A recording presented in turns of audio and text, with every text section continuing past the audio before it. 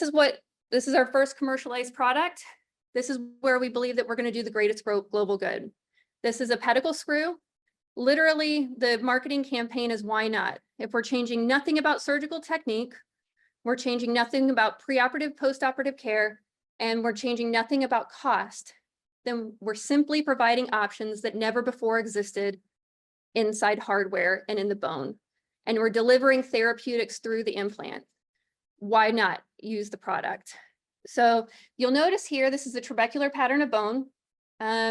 You'll notice that you can draw and inject through the device. It's titanium, and it's designed, as you screw in the screw, it harvests the autograft, it harvests the bone within the device. So here's Bill Walsh over in Australia. He's our advisor, leading researcher. You'll notice that we're drawing bone marrow. The highest quantity of stem cells in the body are in the vertebral bone. And so what we do is inject, or we draw up, and then we re-inject. Most surgeons, in fact, all of them that I've ever spoken with, they're not going to take the 30 minutes out of the time to concentrate, or out of the OR to concentrate the actual bone marrow. But what they will do is they'll take a few seconds and draw the bone marrow up and then re-inject. And now we have the gold standard.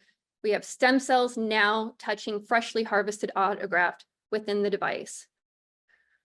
So the most complex Gaussian curves have demonstrated better formation of bone, better formation of bone mineral density, stronger, and they fill in faster, and they fill into the scaffolds.